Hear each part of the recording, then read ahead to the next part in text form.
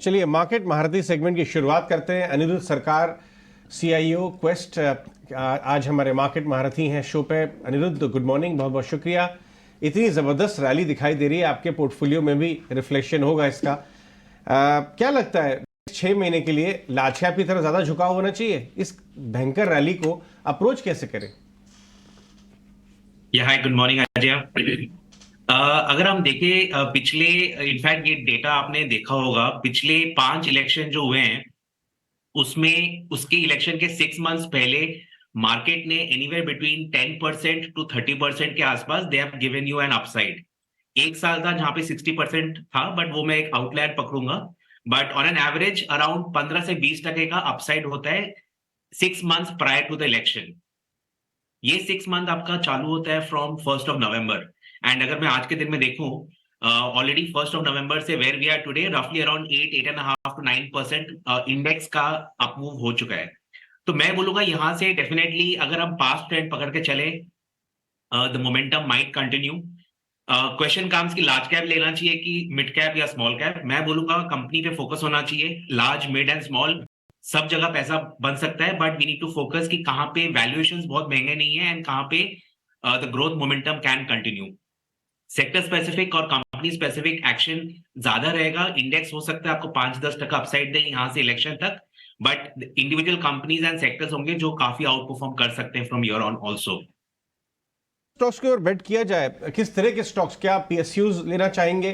और अगर PSUs पे आप बुलिश है तो किस पार्ट में आपको वैल्यूएशन अट्रैक्टिव लगते हैं PSU बास्केट में? आई थिंक एक जो हम लोग ने बहुत बड़ा एक एक्शन देखा है post the new government coming in 2014, then again in 19, and now जो हम लोग लास्ट 2 साल से देख रहे हैं इज दैट जो पूरा परसेप्शन अराउंड PSUs रहा है उसमें एक बड़ा ट्रांसफॉर्मेशन हुआ है। Now when this transformation happens, उसमें क्या होता है, एक तो उनको जो इनएफिशिएंट PSUs बोलते थे उनकी एफिशिएंसीज इंप्रूव हुई है। सेकेंडली, गवर्नमेंट का फोकस रहा है कि how to run this PSUs like private companies. And thirdly, उनका जो I would say the hurdles था, वो सब हर्डल्स गवर्नमेंट ने प्रोएक्टिवली हटाया है।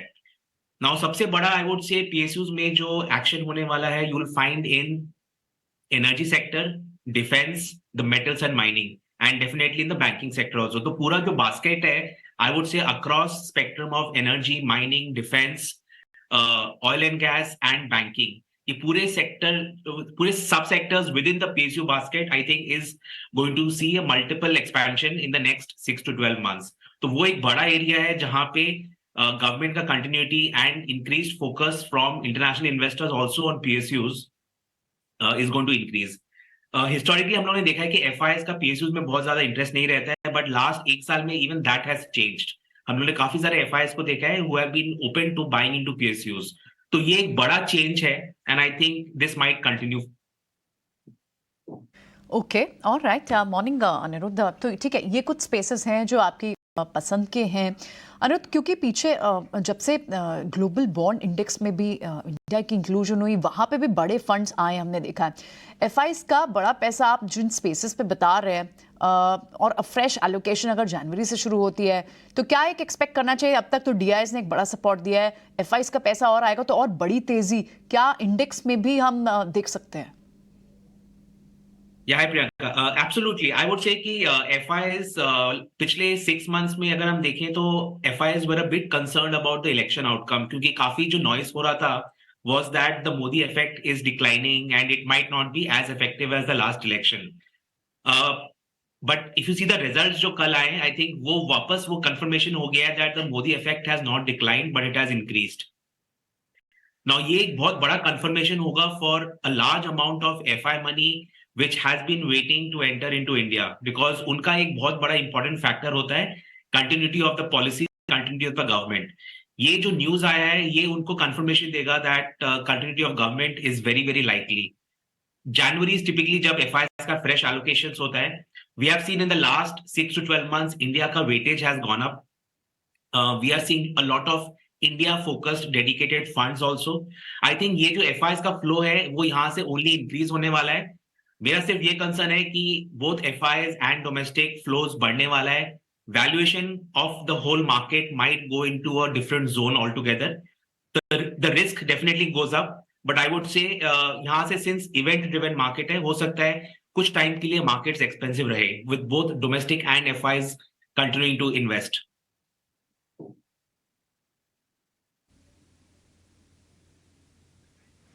ठीक है अनिरुद्ध, आप क्या इस समय कुछ चर्निंग की ज़रूरत है? अगर हमें कुछ ऐसे सेगमेंट देखने हो जो कि थोड़े ग्लोबली ज़्यादा हिट होते हों, जैसे कि आईटी और फार्मा है, वहाँ पर कुछ हंटिंग करनी चाहिए या फिर उसको छोड़ देना चाहिए? अभी पूरे चुनाव के माहौल में जुड़ते हुए सिर्फ डोमेस्टिक कंपनीज ही रखें। हमारा फोकस लास्ट 1-1.5 साल से रहा है। In fact in the last couple of interviews भी मैंने ये मेंशन किया था कि domestic consumption and domestic manufacturing दो बड़ा थीम है जो हम लोग प्ले कर रहे हैं। आई थिंक यहाँ से भी अगले 1 साल में अगर मैं देखूं, domestic consumption and domestic manufacturing बड़ा थीम होने वाला है। हैविंग सेड दैट, दो सेक्टर्स जो है जो हम लोग काफी टाइम से नेगेटिव है, one is IT and second is the pharma. I think उन दोनों स्पेस में थोड़ा थोड़ा आई would say the green shoots दिख रहा है। But it's not a time कि हम जाके ओवरवेट होंगे, बट यस, ग्रीन शूट्स जहां जहां इंडिविजुअल कंपनीज में दिख रहा है in these two sectors, I think good bargain hunting का अपॉर्चुनिटी है both in the IT and into the pharma space. Chemicals एक और स्पेस है जहां पे I would put it along with the pharma, जहां पे काफी बीटन डाउन नेम्स भी है एंड वैल्यूएशन कंफर्ट है। तो जहां पे ग्रीन शूट दिख रहा है and the worst is behind us, I think वहां पे गुड वैल्यू हंटिंग का ऑप्शन है। अनिरुद्ध, मैं लेंडर्स के बारे में बात करना चाहूँगा, स्पेशली जो स्मॉल टिकट लेंडर है, क्योंकि हम देख रहे हैं कि एक यहाँ पे छोटे शहरों में जो एंटरप्रेन्योर्स हैं, अपने जो छोटा लोन लेके व्यवसाय करते हैं, एमएसएमई वाले लोग, वहाँ पे बहुत ज़बरदस्त तेज़ी है। इनफैक्ट हम 5 स्टार फाइनेंस से बात करते हैं, उन्होंने अपनी गाइडेंस बढ़ाई 35%। यूग्रो कह रहा है कि जो नॉर्थ की बेल्ट है, यूपी वगैरह की जो बेल्ट है, वहाँ बहुत डिमांड आ रही है। यूग्रो कैपिटल भी एक एमएसएमई। ये जो स्मॉल फाइनेंस बैंक्स हैं जो उस एरिया में, अभी ईसफ हमारे चैनल पर पिछले हफ्ते बात कर रहे थे, तो ये जो लेंडर वर्ग है ये 35-40% ग्रोथ दिखा रहा है। और ये छोटे शहरों में जो व्यवसाय कर रहे हैं लोग, उनको डायरेक्ट लेंड करता है, और वो भी सिक्योर्ड, अनसिक्योर्ड कंज्यूमर क्रेडिट नहीं है, जिसके लिए काफ़ी खिलाफ है आरबीआई। आप इस स्पेस को पसंद करते हैं क्या? Absolutely Ajay, I would say that ये एक ऐसा स्पेस है जो बहुत हाई ग्रोथ एरिया है। एंड जो छोटे आपने जो कंपनीज के नाम दिए, the good part is all these companies they are very the nimble footed, and उन्होंने वहां से चालू किया जहां से आई वुड से कि जो पुराने लेंडर्स थे उन लोगों ने बहुत मिस्टेक्स किया and the brick and mortar rule follow किया। बट ये जो सारे नाम आपने मेंशन किए, उन लोगों ने अपना बिजनेस ही चालू किया फ्रॉम द फिनटेक। तो उन लोगों ने अपना जो खुद का डेटाबेस है इतना स्ट्रॉन्ग कर लिया है कि अगर हम देखें, इन कंपनीज का NPA is much lower than the NPAs of some of the bigger banks. Now that is because कि ये जो कंपनीज है, though they are lending to the small SME and mid sized companies in the small towns, but उनका जो data analysis है वो उनको एक बहुत बड़ा एज देता है with regard to finding out कि कहाँ पे एनपीए हो सकता है, कहाँ पे NPA will not happen. And मैं बोलूंगा जो ये लोग आज के दिन में ग्रोथ दिखा रहे हैं अराउंड 25-30-35% का, if the economy continues at 6-7% which we are doing today, I think अगले 3 साल में they might continue to deliver this 25-30% kind of an earnings growth annualized. Okay Anirudh, coming back to our spaces, कहाँ तेजी और देखनी चाहिए? Because of the immediate और near term जो ट्रिगर है बाजार के लिए वो अब इलेक्शंस ही है।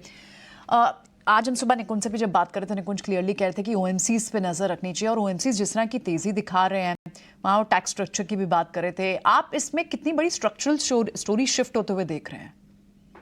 I think the biggest driver for OMCs is कि एक बड़ा fear था market का that if the outcome of the state elections is not good, government might decrease the retail fuel prices. वो अभी दिख रहा है कि it is not going to happen. दूसरा बात ये है, जो crude oil है that has definitely it is hovering around that 80 plus minus, and उस रिगार्ड से इनका जो the marketing margin है, the oil refining margin, that continues to be very strong. So I think ये सारे जो OMCs हैं, they will continue to deliver good set of numbers, और जो overhang था of price cut वो भी नहीं होने वाला है. So I think that is where a lot of interest is there.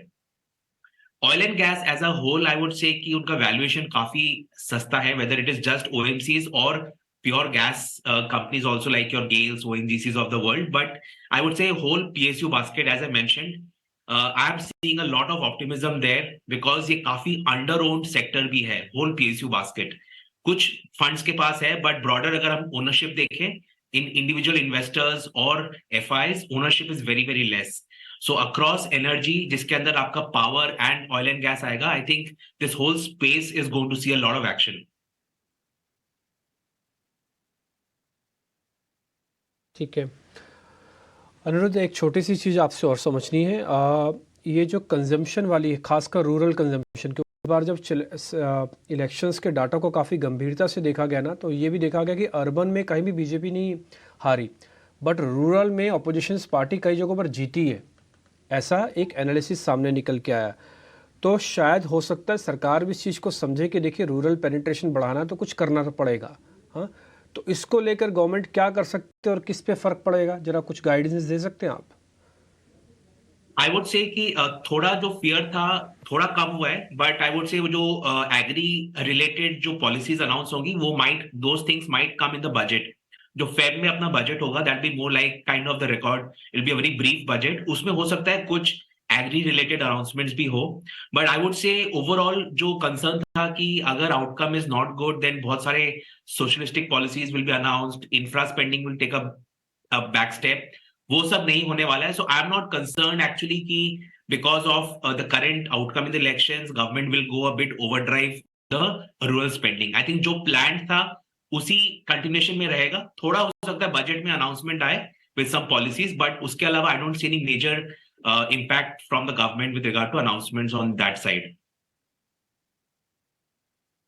Real estate में जो तेजी दिख रही है वॉल्यूम ग्रोथ में, उसको क्या अभी भी आपको लगता है वो स्ट्रक्चरल है यहाँ से भी, क्योंकि स्टॉक काफ़ी चल गए रियल एस्टेट के? दूसरा, उसके आसपास के एंसिलरीज, चाहे वो प्लाईवुड कंपनीज हो, चाहे वो टाइल कंपनीज हो, क्या वहाँ पे आपको वैल्यूएशन दिख रही है? क्योंकि खर्चा बहुत ज़बरदस्त हो रहा है होम इम्प्रूवमेंट थीम के ऊपर, बड़े लोग घर खरीद रहे हैं स्पेशली लग्जरी एंड में, कैसे खेले उसको? आई थिंक रियल एस्टेट मतलब I think in every interview I have said that real estate अगले 3-4 साल का साइकिल अभी भी बाकी है, बिकॉज काफी लोग लास्ट 2-3 साल का अप साइकिल देखकर दे हैव बीन वरीड कि हो सकता है कि real estate cycle has peaked out. आज के दिन में when I talk to builders across the large builders, mid sized and small builders, एक जो कॉमन चीज we are getting to know is buyers are all the end consumers. Unlike the earlier cycle जहां पे काफी सारे investors buyers थे, इस बार end consumers are the buyers. जब end consumers का buying होता है and that cycle it continues for a very long time. तो दूसरी बात यह है कि अभी हमारा जो इंटरेस्ट रेट है it is very close to the peak. यहां से possibility of rate going down is higher compare to rate going up. तो वो जब रेट साइकिल भी चेंज होगा, demand will continue to increase all the more. तो तीसरी बात जो आपने एंसिलरीज की बात की है, because the buyers are mostly the end consumers, that is why the interiors are getting up done more and that is why the demand for ancillaries are also there. तो मैं बोलूंगा ये जो पूरा आपका रियल एस्टेट और ancillaries related sectors है, I think इनका 1-2 साल का साइकिल तो डेफिनेटली दिख रहा है and valuation might be a concern in some cases, but I would say that we have to focus on the earnings growth. जहां पे भी 18-20% अर्निंग ग्रोथ दिख रहा है, I think one needs to invest because that growth is going to outperform the market growth rate.